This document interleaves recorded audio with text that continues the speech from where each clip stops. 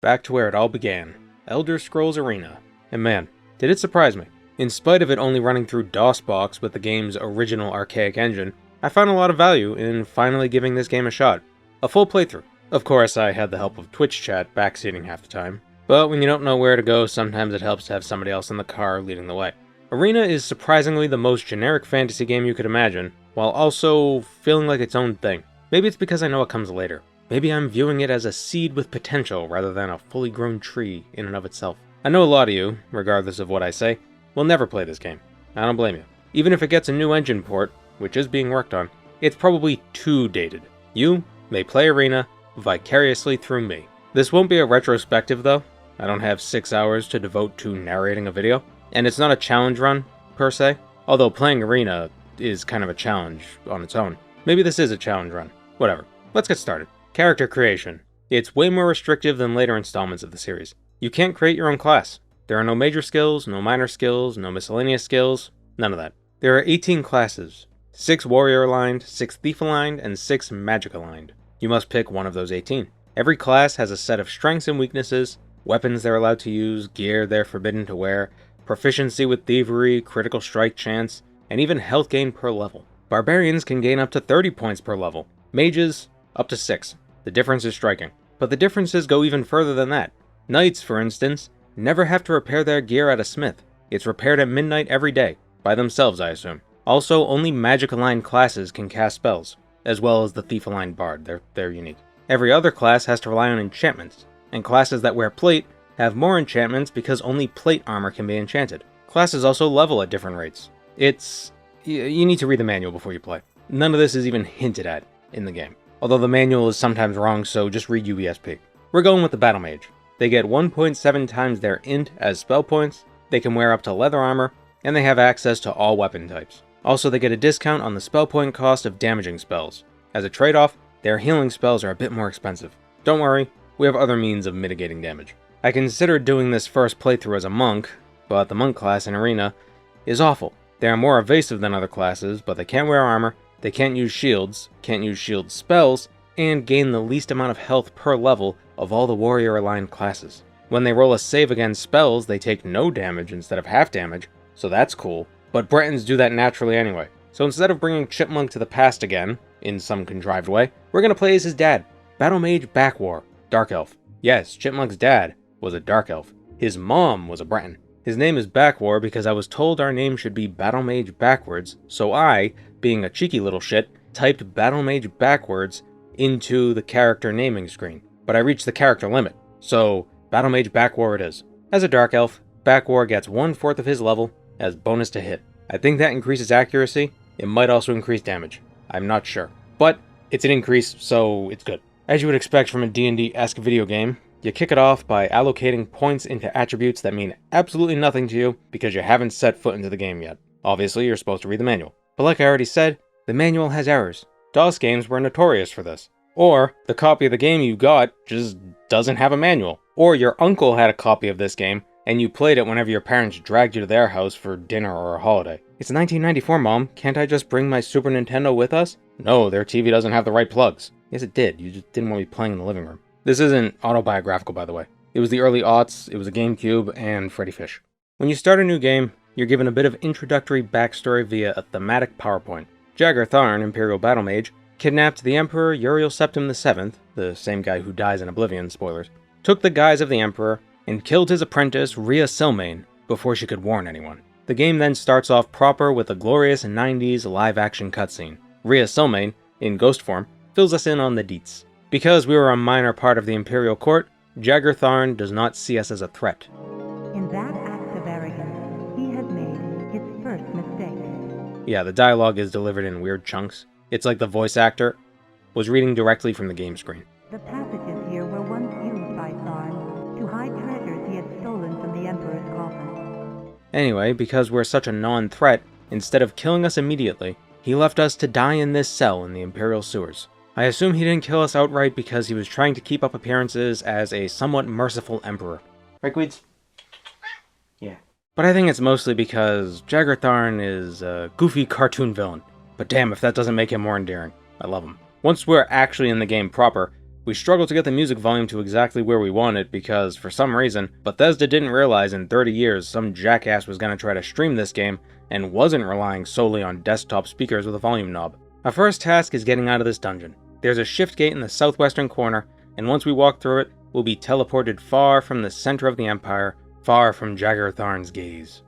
In his eyes, too. You'll notice our cursor is zooming back and forth every time we attack. That's because to attack, you need to click the right mouse button down and move your mouse around in the direction you want to attack in. Forward for thrust, downward for chop, left and right for slash. That's not just a style thing either. Thrusts are more accurate but do less damage, chops are less accurate but do more damage, and slashes are just slashes. They are normal attacks. Daggerfall is like this too, but Daggerfall Unity has a click to attack option, so you may not have noticed. If you've played Daggerfall Unity, that is. The harder thing to adjust to is the lack of mouse looking. By using the key remapper mod, you can move forward and back with W and S, turn left and right with A and D, and you can strafe with Q and E. But this doesn't make movement all that smooth though. It's a lot of walk, stop, turn, walk. Takes some getting used to. You really gotta want it. Rat. There's so many rats. Did I hit both of them with the same swing? Oh, this game's amazing. I already love it. You may be wondering if there are no skills, how do you level up? Pure XP, baby. Killing stuff and doing quests gives you XP. And when you get enough XP, you level up. That sound effect might sound familiar if you've ever played EverQuest. Or if you're like me and have never even seen EverQuest, but have only heard the legends, perhaps you recognize this sound effect from Nickelodeon's Figure It Out with Summer Sanders. Leveling up allows you to allocate some more points into your attributes. I believe the amount that you get per level is largely random, but within a specific range. It may not seem like much for a whole level, but a lot of other things scale directly with your character's level, like magic. Classes that have a crit chance also have their crit increase as they level up. A level 10 assassin will have a 30% chance to crit. How much more damage does a crit do? I don't know, I couldn't figure that out. The documentation I couldn't find it. But I'm a YouTuber and a streamer, reading is not my strong suit. I think it's double damage. Ugh. With you died our last hope for justice. Farron is now free to do as he wills. I didn't know dinosaurs could attack me in the first dungeon. I thought it was just goblins and rats. When you die, Rhea Silmane pops up and berates you for a job well failed. Make sure you save often, because death can come when you least expect it. That was a lizard man, by the way. Some of the sprite art in this game is great. The lizard men, they look like 4th generation beta Pokemon designs. Aha, the shift gate, freedom at last.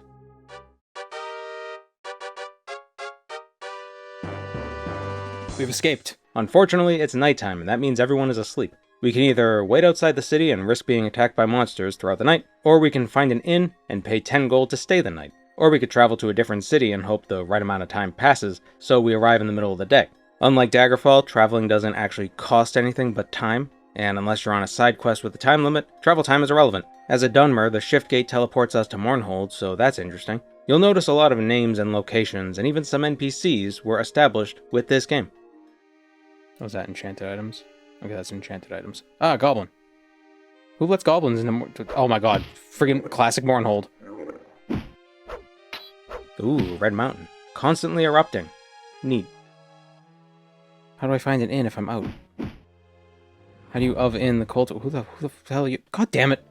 I just got killed by a handsome man. Oh, there we go. The thirsty golem. Thought it said the thirsty colon. The first time we rest after escaping the dungeon, Rhea Silmane appears once again to further elaborate on our task at hand.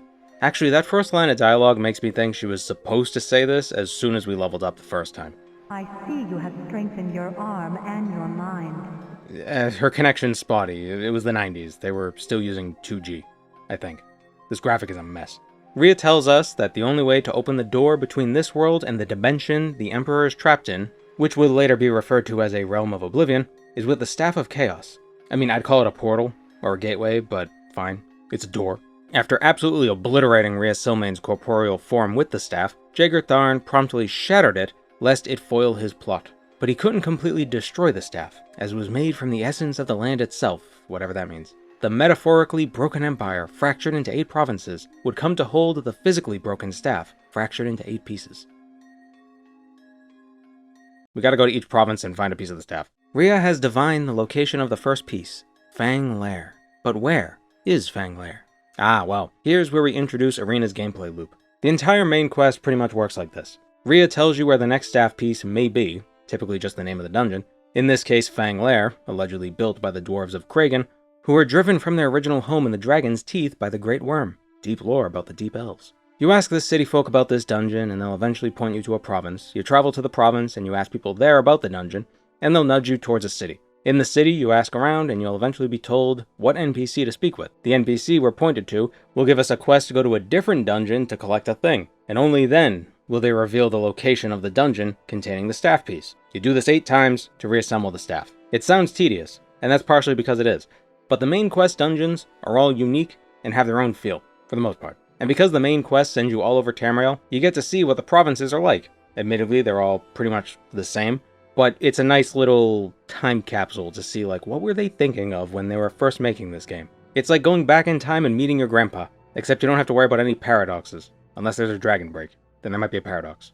Before heading off into the unforgiven dungeons of Arena, we've got a bit of shopping to do. The magic in this game is busted, and damn it if we're not going to take advantage of that. You can ask city folk for directions to the Mages Guild, or to the nearest store, and they'll usually just give you a cardinal direction, like a sentient compass. Well, I guess they're not sentient, they're just computer, whatever. Sometimes they'll mark it on your map. Those are the cool NPCs. But to buy spells, we need money. And to get money, you may think we'd go off and perform odd jobs, like delivering goods or dungeon diving. Nah, the better strategy, I found, is to luck out and find really expensive enchanted items in the first dungeon. That's the secret to wealth. Be lucky. What do I get for this ring? 2,100 gold! Should I not sell this ring? All this ring does is restore our fatigue, the red bar on the bottom left. Yeah, fatigue is red. Green is health. We're definitely selling that ring. What I found is that regular gear isn't worth a whole lot, but enchanted items sell for a mint. Besides plate-only enchanted gear, which we can't wear anyway, you have active enchanted items like rings, marks, bracers, and crystals, and passive enchanted items like amulets, belts, bracelets, and torques. Weapons can also come enchanted. Active enchantments are basically the same as default spells you could buy from mages. They scale with your level, which is nice, but a custom-made spell is much better. Passive enchantments are things like attribute buffs or extra armor. In Arena, they use negative numbers to signify better protection. So an amulet with -2 AR would reduce the numbers on the paper doll by 2 each. The lower those numbers, the better. I was told this is called Thac 0 or Thaco, 2-hit armor chance 0. I have no idea what that means. I just work here. Alright, spell time. THYME. Spellmaking works like it does in Daggerfall. You don't need to know the spell effect first, like in Morrowind. And like Daggerfall, most spells come with a level scaling modifier. I love this aspect of spellmaking.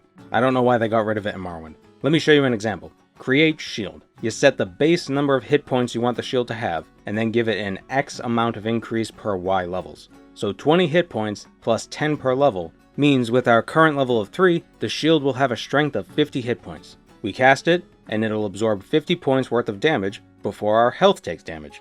What makes shield spells so strong in Arena is that they have no time limit. You can cast one that consumes all your magicka, and then rest to get all your magicka back without losing the shield. It's amazing. Because spells get cheaper as you level up, you can also return to the Spellmaker at a later time and make a new spell that scales even more drastically per level, making even stronger shields, which are even stronger because you're a higher level.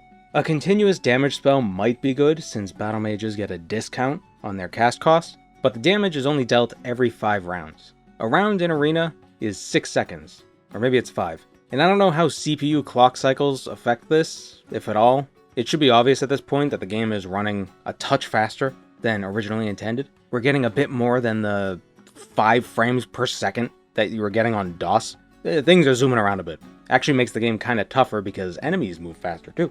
It's like this for now at least. Some dungeons are a bit more authentic than others. There's some parts in this game that really start chugging. Let's find Fang's Lair. Have you tried near Hammerfell? I heard something strange happen thereabouts. I like the idea. Imagine, hello, can you point me to the nearest McDonald's? Oh yeah, have you checked Guatemala?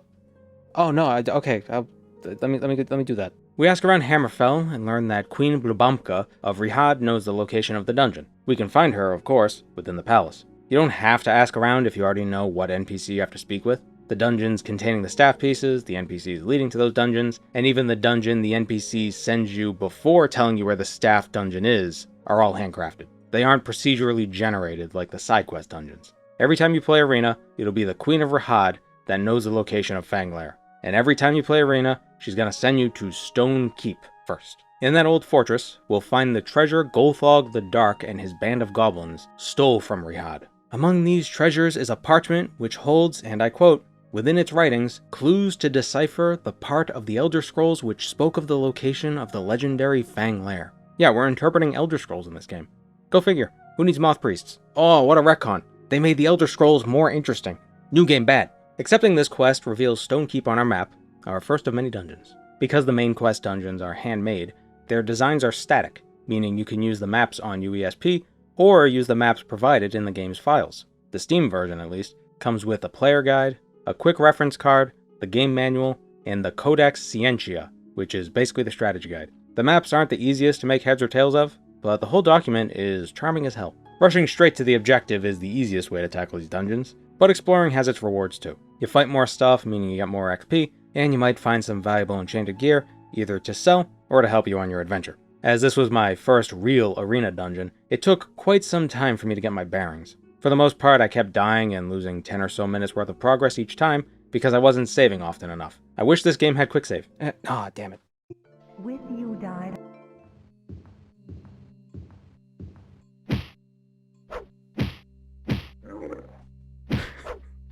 Don't worry, I'll get him. Don't worry, I'll get him. Don't worry, I'll get him. Oh, what are you? A Minotaur? Or a furry? Eventually, we made it to the northwestern chunk of the keep, the flooded area with a small island at the center. That's where we'll find the parchment. What the hell are these? Shrek? Are these Shreks? Unfortunately, the island is covered with ghouls. They may not look like much, but just a couple hits from one more than depletes our shield. Another couple hits kills us. Oh my god, whoa, they destroyed. I had like 4 shields up.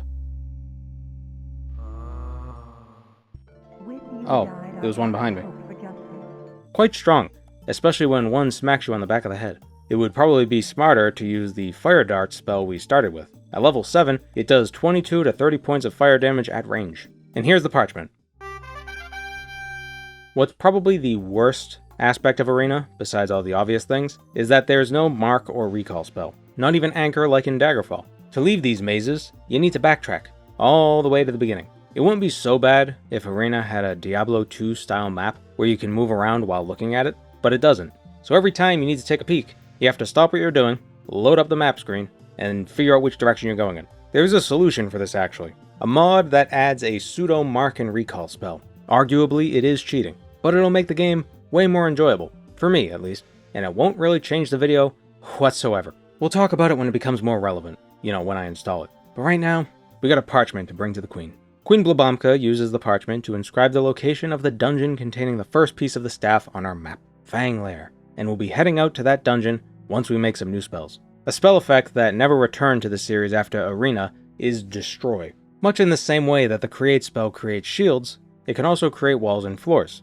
Likewise, the Destroy spell can destroy walls and floors. This means you can effectively tunnel through a dungeon, assuming you have enough spell points to keep casting Destroy. The default version of the spell is called Passwall, so we named this cheaper version Passwall. This very same spell, according to Tamriel Rebuilt lore, was killed during the Warp in the West, but throughout the course of the Narcissus Mages Guild questline, you resurrected. We covered that questline, and many others, in my No Spellmaking playthrough. Maybe you should check it out. We're also going to make a new shield spell too. Since we've leveled up a bit in Stonekeep, we not only have more spell points to use, but spells are now a bit cheaper to cast too. Our new shield spell will grant 39 points of damage absorption per level, rather than 10 per level. I would do 40 points per level, but I bought some potions of restore power and was 2 gold short. The potions restore spell points, if that wasn't clear. You stand before the Dragon Gate of Fang Lair, humbled before its majesty. The dwarven hold seems abandoned long ago, its stone walls cracking with age and neglect. Somewhere within its dank depths lies the first piece of the Staff of Chaos. Skyrim! Skyrim! Empire. This place is not unlike an abandoned mine, and if I learned anything from exploring Minecraft's abandoned mine shafts, the easiest way to explore them is by mining straight through the walls. It's hard to get lost when there's a giant tunnel running hundreds of blocks in one direction. Although the dwarves did build tunnels on the lower levels of the map. How considerate. In the southwestern corner of the dungeon is a collection of cells, and one of the cells has a riddle for us. This will be a common theme. There's a lot of riddles in this game. Fantasy ain't nothing without riddles. It's tough to read because Arena. If cell 3 holds worthless brass, cell 2 holds the gold key. If cell 1 holds the gold key, cell 3 holds the worthless brass. If cell 2 holds worthless brass, cell 1 holds the gold key. The answer is 2. Cell 2 holds the key. And with the correct answer, the second cell beside the riddle door opens up, allowing us to loot the key, which is way harder than you'd expect. Picking up keys in Arena requires utmost precision. I'm pretty sure their clickbox is only within a small part of the key's loop. Why not just pass while around the door, you may ask? Well, some doors are surrounded by indestructible walls, preventing you from cheesing the dungeons. Usually. I think they just flipped a coin to decide which doors you could just avoid or not. There's no way to know. Once we finally pick up the key and pass through the locked door, we emerge in a room filled with fire and lava. At the center is yet another riddle door. What is neither fish nor flesh, feathers nor bone, but still has fingers and thumbs of its own? The answer is, of course, a glove. First piece of the staff. I know what you creeps are thinking. Don't you dare. The first piece of the Staff of Chaos flashes once before turning into a dull piece of ebony in your hand. You can feel it perceptibly throbbing, as if waiting to be connected to the other 7 pieces. Why does a butt plug have to throb? Well, nope, yep, okay. As soon as we rest after picking up this piece of the staff, a new face appears. I do not know who you are, but you have made a fatal mistake. Rhea Sylvain and her feeble powers are no protection for you. I should have discorporated her when I had the chance. I will not make the same mistake again. I will use the same dream bridge that she uses, sending my minions across time and space. Already they arrive, ones worthy of the attention you deserve. They will relieve you of the burden of the staff piece you now hold. Give it to them, and I will order your death painless and quick. Resist, and I shall see you in such suffering that you will grovel for the sweet release of death. Oh, Dream Bridge. They're talking to us through our sleep. That's what it is. Ooh, Jagar Tharn sent a troll. Fair warning about these guys. They regenerate if you don't kill them with magic. As in, they come back to life. Indefinitely. But if you rest as soon as they die, their body despawns and they won't come back. Now that Jagar Tharn knows we're collecting pieces of the staff, when we die, instead of being mourned over by Rhea Sylvain, we get a wonderful message from the Imperial Battle Mage himself. You were a fool to confront me, and now have paid the ultimate price. Even now, my servants go to fetch your mortal husk. You will serve me well through my years as Emperor. Once I have made you undead, perhaps I will even let you retain some of your memories, so that the price of your failure has meaning to you. I love this guy so goddamn much. Back in town, buttplug of chaos in hand, we pop into the Mages Guild and make some new spells. Levitate will be useful for floating over pits of water, or lava, and a create wall spell will, well, it's part of the mod I mentioned. This mod, linked in the description, modifies the main quest dungeon, so if you create a wall within the dungeon and activate the wall, you'll teleport to the beginning of the dungeon. Does it lessen my first Arena experience? Does it invalidate my inevitable beating of Arena? Maybe. But I don't care. To show off this mod, we're gonna go do a side quest that doesn't allow us to use it. We're getting an artifact, the Necromancer's Amulet. A lot of the artifacts in later games started here in Arena, even Daedric artifacts like the Ebony Blade or the Ogma Infinium. But as of 1994, the concept of Daedra didn't yet exist. There were no princes, there was no Oblivion. Instead, these were just mysterious artifacts. The Ebony Mail was said to have been gifted to a mortal by the Dark Elven goddess, Boethia, but not Daedra. I'm insisting upon this point because I have another video planned that will rely heavily on this loophole. Anyway, to get artifacts in Arena, you have to talk to random townsfolk about general rumors. When you find one willing to discuss artifact rumors, you have to keep asking them about rumors over and over again until they mention the one you're most interested in. They'll tell you about an NPC at a location who was talking about the artifact. For us, it was 2 mages at the Redport Inn talking about the Necromancer's Amulet. If we go there and speak with the innkeeper, we'll be approached by an off-screen NPC, conveniently, who offers us information in exchange for gold. That information is not the location of the artifact. It's the location of a dungeon that contains a map to the dungeon holding the artifact. Yeah, the gameplay loop is incredibly simplistic. These are the procedurally generated dungeons, however, and they are so uninteresting they're not even worth talking about, but we're gonna have to because we're here. See that green dot? That's where we came in. We're looking for a blue dot to get down to the next layer of the dungeon. That blue dot will be aligned horizontally with the green one, and it'll be situated within walls so that on the map it looks like Minecraft pants. All you gotta do is descend a few times, and you'll find the map piece somewhere on the lowest level. You know you reach the lowest level when you find a pair of Minecraft pants without stairs in them. Once we find the map, we have to backtrack our way out of the dungeon, which is even easier than getting in since we already mapped out the most direct path, and then we can go to the artifact's actual location. Unsurprisingly, this next dungeon is the same as the previous.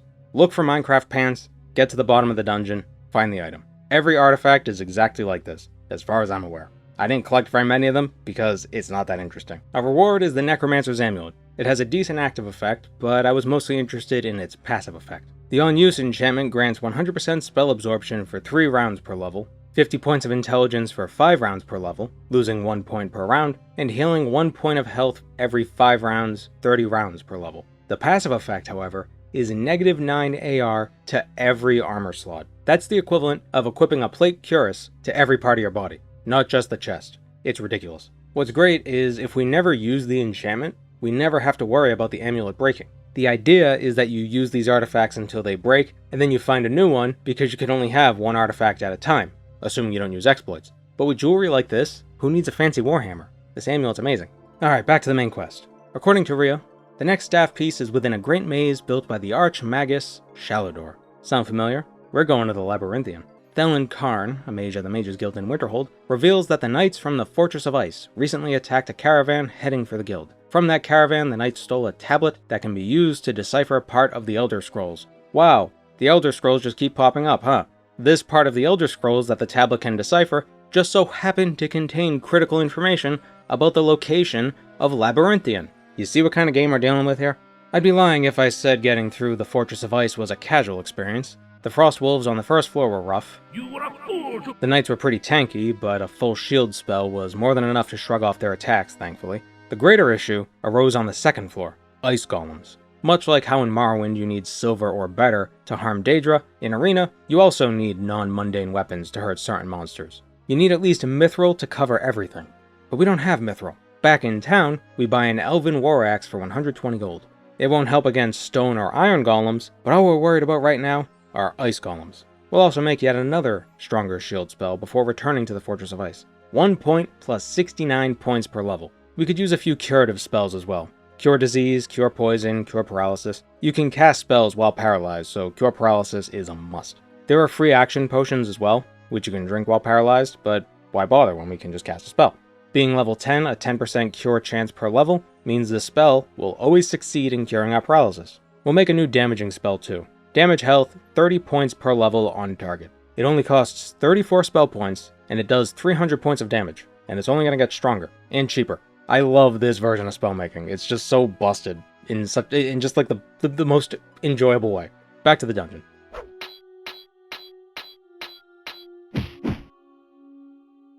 You were a fool to... There we go. Golem no more. Ah, the next riddle door. I touch your face, I'm in your words, I'm lack of space and beloved by birds. What am I? Air, of course. And here's the tablet. Returning it to the Mages Guild reveals Labyrinthian on our map. The next piece of the staff is within our grasp. Stubborn grass and roots stand in the stiff Arctic climb, refusing to yield. Ahead of you stands the entrance to the Labyrinthian, testing grounds of the Archmagus Shalidor. Within its twisted paths lies the second piece of the Staff of Chaos. Oh my god. What is this shit? What is this spaghetti? Testing ground for mages. How often can you cast Passwall? So Labyrinthian lives up to its name. To pass through the central gate, we must descend into the lower levels of the dungeon, one to the right and one to the left, and retrieve a pair of keys. Only then can we proceed further into Shalidor's pasta dinner. We start with the right dungeon, searching for the Wraith of Mogris. Troll is regenerating. That was ominous.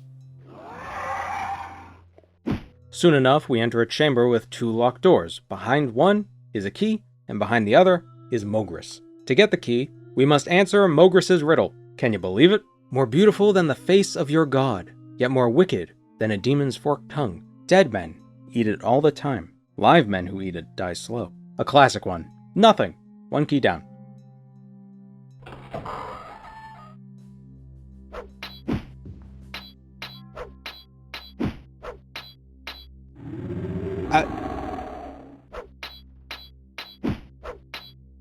I'm speechless.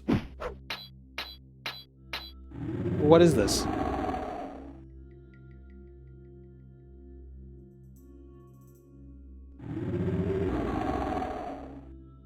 Oh, that's cool. It's an iron golem. Explains why the elven axe isn't working. Good thing we made that damaging spell, huh?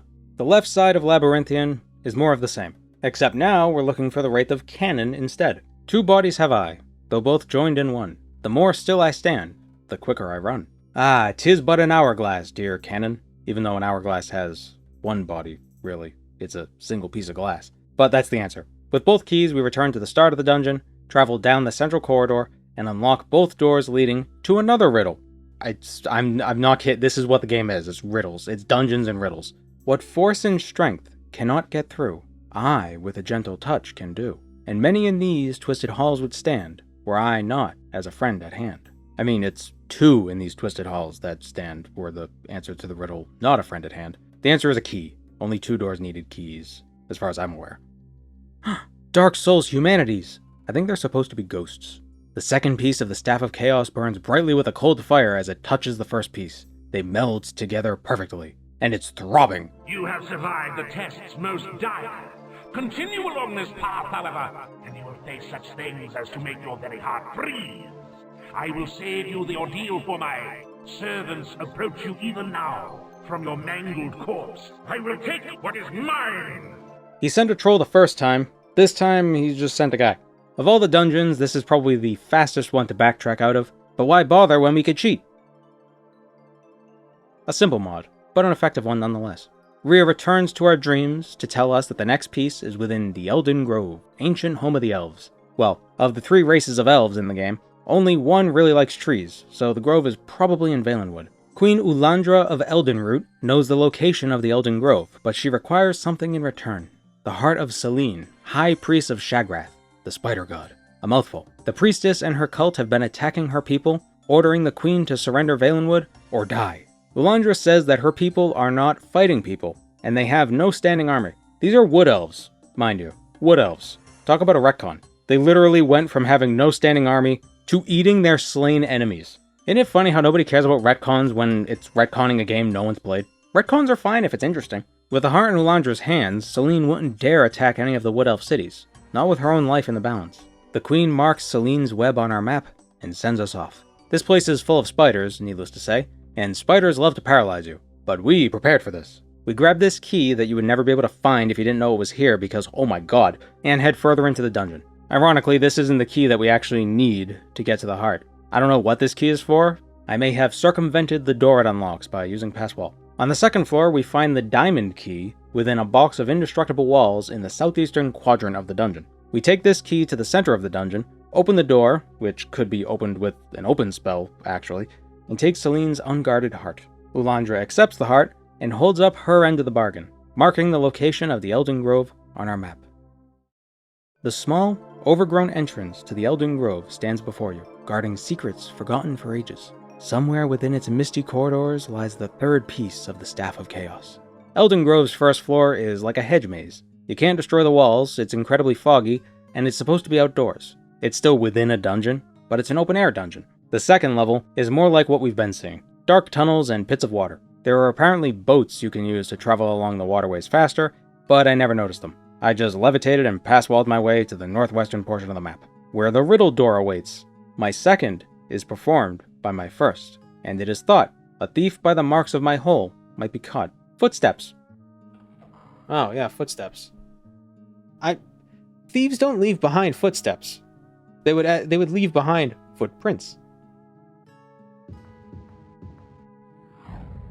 Ah, ghosts. Are those? What are those supposed to? Are those like traps? Just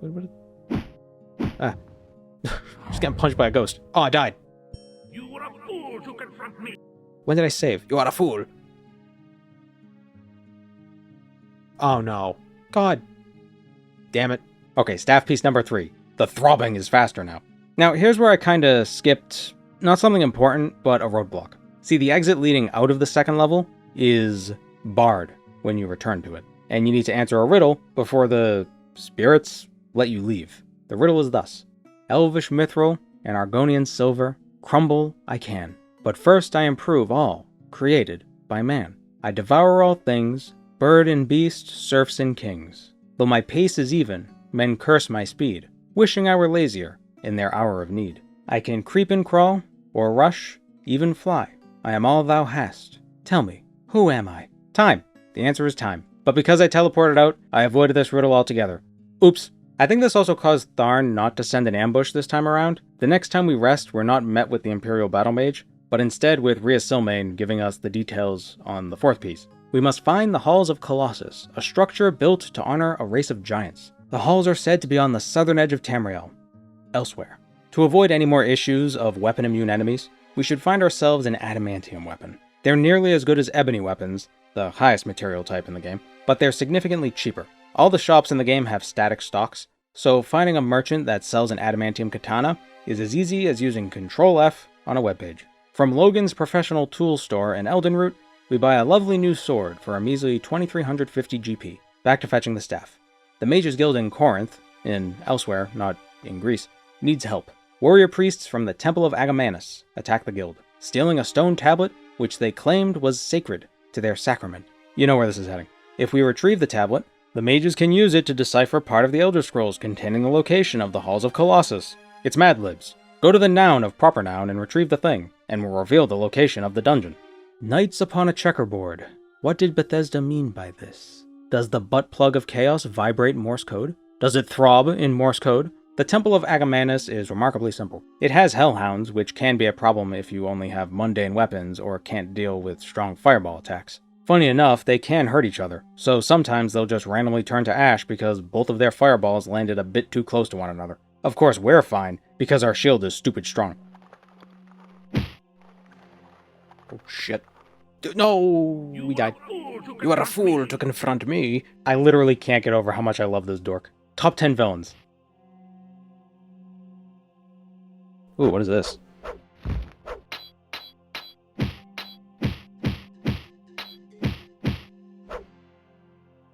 Oh, well, I'm never gonna know what that is. It didn't leave a corpse. You might think it's a dragonling or something. Some sort of draconic being. It's actually a homunculus. It's clearly a dragon, but Bethesda decided that's what homunculi look like. I don't know. Ah, the next riddle. I daily am in Elsewhere, and in Skyrim. At times do all the world explore. Since time began, I've held my reign, and shall till time is nevermore. I never in my life have strolled, in garden, field, or park, yet all of these are sad and cold, if I'm not there, and it is dark. The big yellow one is the sun, and here's our tablet. The mage of the guild uses the tablet to decipher the Elder Scroll, yada yada yada, and marks the Halls of Colossus on our map. You stand before the gigantic walls of the Halls of Colossus, built by giants in an age long past. The wind echoes mournfully through the empty battlements. Here lies the fourth piece of the Staff of Chaos. This dungeon is brutal, but not for reasons you might think. There are several doors leading to the second level, but the door leading to the third level is behind a series of locked doors. The idea is to search around the first level and find all 5 keys. So after spending a good 30 minutes crawling through these caverns and collecting a bunch of those keys, I started opening the doors until I hit the sapphire door. I missed a key, but you can destroy the wall next to the door. It's not indestructible. I didn't have to collect a single damn key. I could have just went right here immediately. On the third level, one of the riddle doors asks us to name the architect of the place. Not really a riddle, more of a quiz. You can find the name within the tunnels below, which we genuinely did, but the name is always the same, so you don't have to explore anything on the first level. Theodorus. Now for the riddle. It is dumb. Answer me this, and prove thy wit, for a true challenge is rare indeed. I am twice as old as 3 times the age of the Sphinx of Gazia, Agamemnus, divided by 1/9 the age of the Sphinx of Canis, Igon, who left this world 26 years ago. What then is my age? First of all, I can't decipher the meter of this poem, rhyme, or whatever the hell. But also, you might think, oh, well, if the name of the architect was on the first level, maybe the age of one of these named individuals is listed down there as well. Then you do a bit of math and you figure it out. Nope. Their ages are the sums of the digits of their names. A is 1, B is 2, C is 3, etc. How are you supposed to just know that? Why would you assume... What's the hint? Is the 26 supposed to be a hint? That the numbers and letters in the alphabet? Like, what is that? The answer is 108. I don't know. Any ideas? The fourth piece does not throb. It is obvious, whoever you are, that you are a cunning and worthy foe. Perhaps Rhea chose well, even if it was her last act. I will not insult your intelligence with further digression.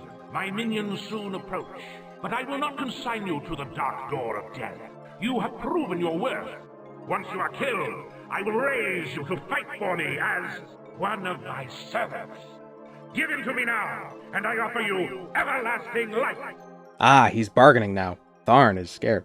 Rhea returns and tells us the 5th piece is within the Crystal Tower. Well, I already know where that is. It's the tower in Somerset. But we need the exact location, otherwise we can't fast travel there. Although I'm pretty sure, since it's so tall that you could see High Rocks Mountains and Valen Woods Forest from the top of it, you can probably see it from the cities in Somerset, but okay, fine. We'll play ball. Once again, the Mages Guild needs help.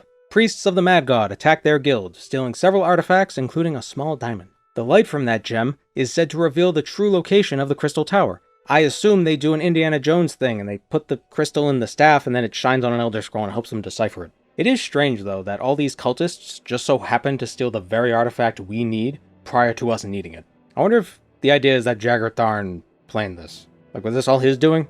It may seem like I'm rushing through these last few dungeons, but there's really not a ton to say about some of them, especially the non-staff dungeons. If you're curious about the details of every dungeon run, you can go watch the VODs on the VOD channel. What flares up and does a lot of good, and when it dies, is just a piece of wood. My first thought was a tree, but the real answer is a torch, or matches. Both work. We return the diamond to the guild, and they mark the Crystal Tower on our map, as expected. The Crystal Tower dominates the area, rising like an accusatory finger pointing at the sky. This bastion of sorcery seemingly transcends normal human conceptions, existing in many planes other than this. You can sense the 5th piece of the Staff of Chaos somewhere above. This dungeon has 4 levels, but they're rather small. The 3rd level is a monster zoo with dozens of cells containing various creatures. To progress to the 4th level, we need to find the key that opens the Fire Demon's cage. The key, however, isn't just placed in the dungeon, it's placed on an NPC in the dungeon, on one of the troll guards. There seems to be a level of randomness to which troll actually drops the key. None of these trolls did, but after wandering a bit, a new pair of trolls showed up, and this one did have the key.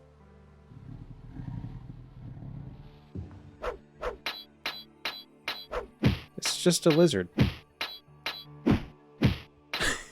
He looks so stupid.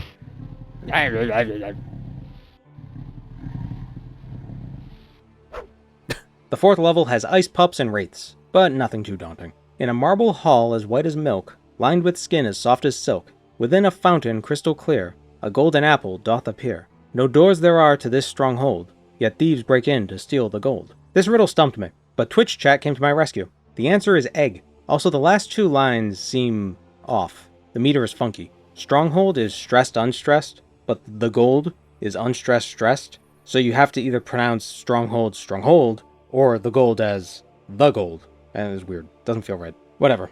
5th staff piece. I have underestimated you. That is clear. You not only have defeated the useless creatures I have sent against you, but managed to survive encounters that in and of itself could be the stuff of legends. It is sad that I am forced to destroy you. Prepare, for my minions arrive.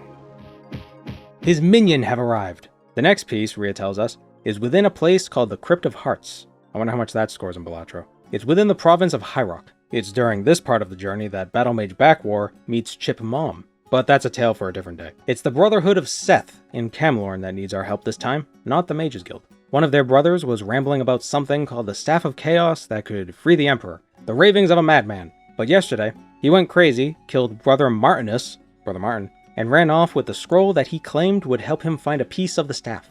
Part of the inscription on the scroll he stole was going to be used to decipher the location of the Crypt of Hearts from the Elder Scrolls. Oh, the fool! We should be able to find him in the mines of Crwys, if he still lives. Although these tunnels are full of piping hot magma, it's nothing a bit of levitation can't solve. Well, I guess it's technically lava, but that doesn't... the reference doesn't work if I say piping hot lava. Okay, so it's straight south. Straight jorking it. What was that? Was that a banshee? Did a banshee yell at us? Oh, that's spooky. We pass while our way south, entering the door to the 2nd level, and continue south once again to the backwards writing in the southeast portion of the map. It actually says Black Marsh, but in reverse. Did the previous dungeons have Easter eggs like that I missed? I don't know. Looks like the monk didn't make it. At least he didn't lose the map. Map in hand, we return to the Brotherhood of Seth and learn the location of the Crypt of Hearts. But before we head out, let's make a new spell. Spell Absorption. Since we're level 15 now, all we need is a spell that scales 7% per level, and we'll have 100% spell absorption, meaning we'll take no damage from magic, assuming we keep our spell points low. You can't absorb spells if you got nowhere to put the absorb magicka. Quite different to Morrowind's Atronach sign in that regard. With it set at 1 round per level, it should last about 90 seconds, and it only costs 27 spell points. Paired with our shield spell, we'll be nigh unkillable. Just gotta make sure the buffs stay up is all. We got a lot of gold lying around as well, so let's buy 100 restore power potions. Why not? The chill of death seems to touch your heart as you gaze upon the stone walls of the Crypt of Hearts. Above the entrance stands a grinning skull, a warning to those who would traverse the halls of the dead. You can sense the 6th piece of the Staff of Chaos somewhere below. The dungeon seems incredibly overwhelming, but so many of the entrances and exits are just a few pass walls away from each other. The 3rd level is the most absurd with this. Enter the floor, turn around, knock down the walls, and there's your stairs to level 4. This level has a central chamber surrounded by indestructible walls with only a single entrance, a riddle door. There is a thing which nothing is, yet it has a name. It's sometimes tall and sometimes short. It tumbles when we fall and joins our sport, and plays at every game. Temper, pride, competitive spirit? Ah, no, a shadow. That makes sense. Yum, magic. Ah, that's not magic.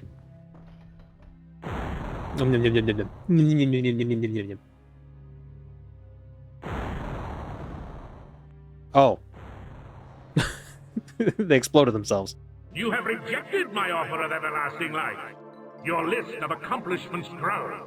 You will not, however, accomplish the forging of the staff. My forces are inexhaustible, and you will succumb.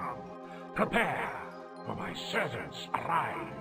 You fool! Beware my shitty Santa wizard who dabs when he attacks. Rio reveals that the penultimate fragment of the staff lies within Mirkwood, the dark forest that ever moves. Considering the only 2 provinces left are Morrowind and Blackmarsh, and Morrowind ain't known for its forests, Mirkwood is probably in Blackmarsh. We learn that the Conclave of Baal, with 2 A's, has information about Mirkwood's location, but the stone tablet that held the key to the location of Mirkwood is within the collapsed vaults of Gemin. Oh, shucks. The first level of the vaults is a mess of tiny rooms. Even looking at a complete map, it's hard to discern a direct path, but with a little bit of patience and pass wall, you can manage. The second level is flooded with only about a dozen platforms with bridges connecting between them. But who needs bridges when you can fly? At the center of one of these islands is our riddle door. I come out of the earth, I am sold in the market. He who buys me cuts off my tail, takes off my suit of silk, and weeps beside me when I am dead. The last riddle that mentions silk was referring to the shell of an egg, but here it's referring to the skin of an onion. I guess all the other hints track, but suit of silk. Onions aren't silky, it's more like paper. But who am I to question the gods of riddles? We take the tablet back to the Conclave of Baal, and the priest marks the Mirkwood on our map. The mists of Mirkwood, the black forest, swirl about.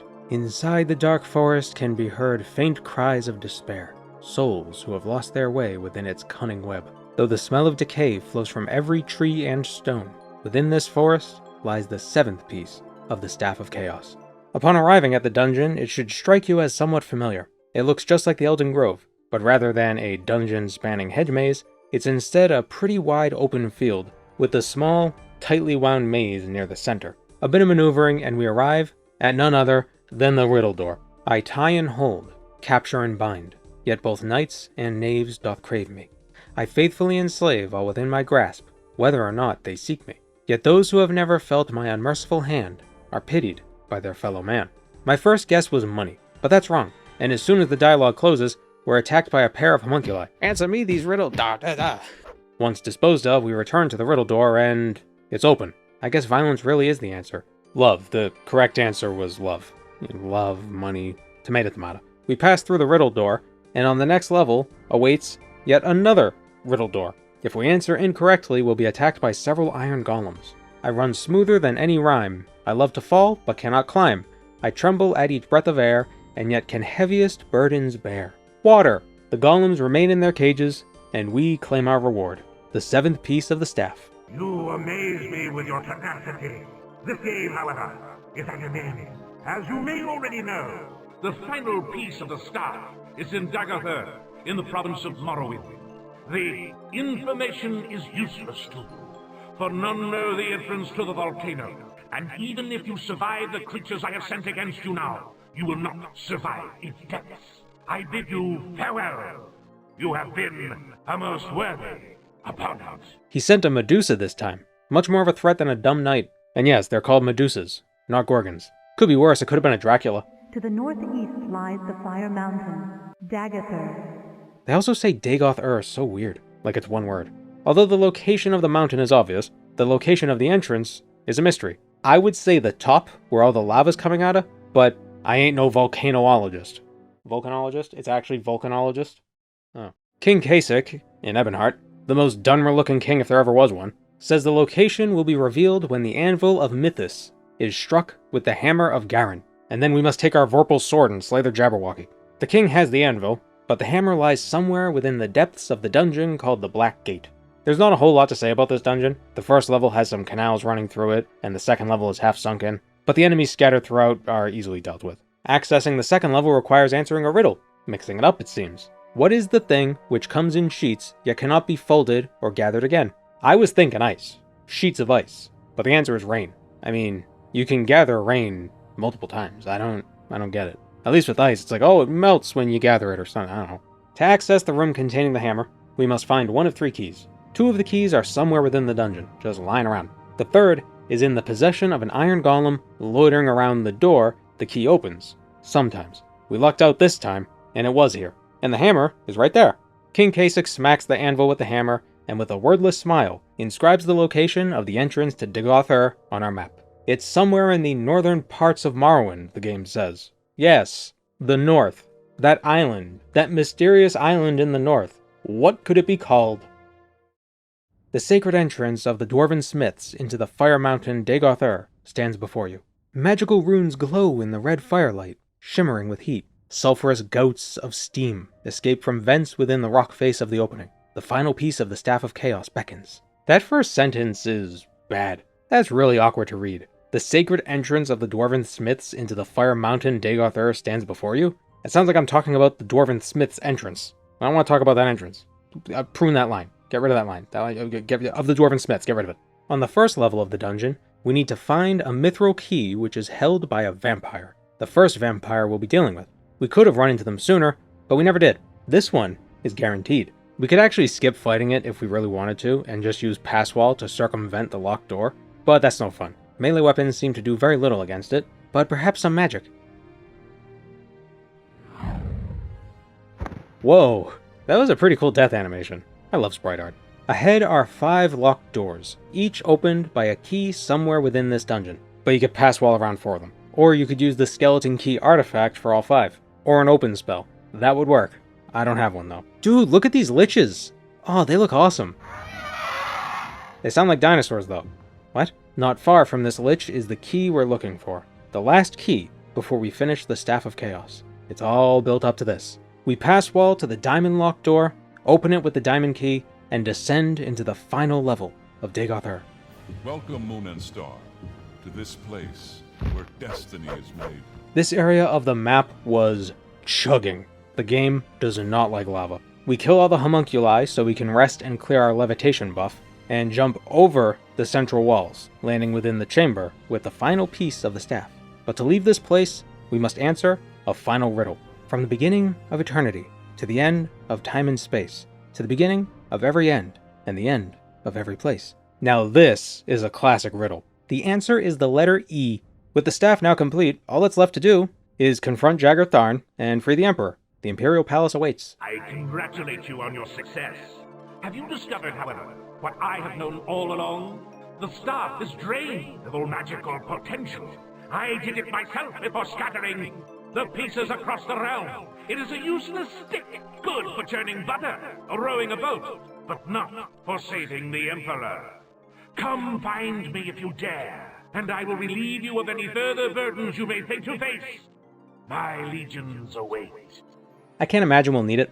but just in case, let's make a 100% open spell before entering the final dungeon. Better late than never, right? And a longer lasting spell absorption buff too. 5 rounds per level, instead of 1. The palace is smaller than I imagined, or maybe it's just far away. They couldn't afford parallax. I have watched as you blundered your way to this place. At one time, I even considered approaching you with an offer to lead my Imperial guards, but it is plain that you are not worthy of such a position. Be not fooled by what you would call success in your journey across the Empire, for you have never faced a being as powerful as I. Your death shall be slow and torturous, a suffering that shall span the millennium. Come, I await you in the dungeons below. The first level of the palace is already mapped out, showing 3 different entrances down to the second level. It only contains knights and wraiths, so it's not much of a challenge. On the second level, we're immediately attacked by a Medusa, which would be dangerous if not for our Cure Paralysis spell, and our stupidly powerful shield. This level also has multiple paths down to the third level, each filled with powerful and threatening enemies.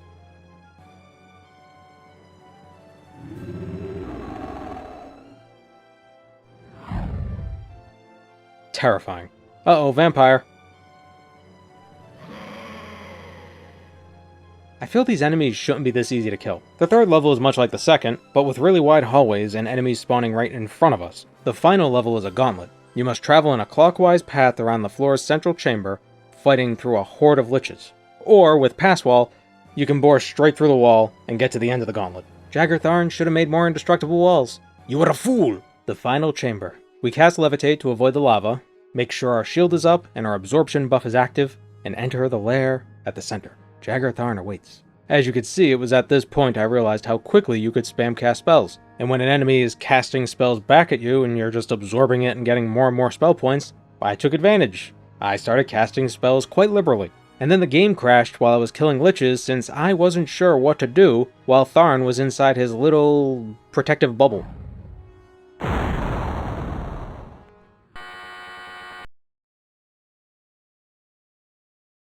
We do this again, this time with less spell spam, just in case. With him bubbled like a WoW paladin, we smash down the northwestern cell door, swipe the key from the platform, and head across to the northeastern cell, which could actually just be opened with an open spell, of course.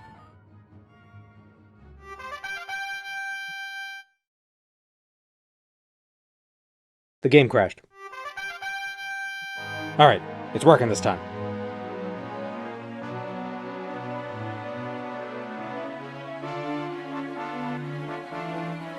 You must not! The jewel holds my life force!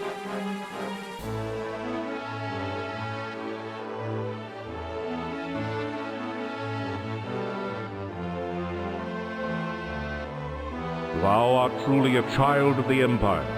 I thank thee for thy assistance. I have a particular idea as to the question of your service in mind. From this day forth, thou art named the Eternal Champion.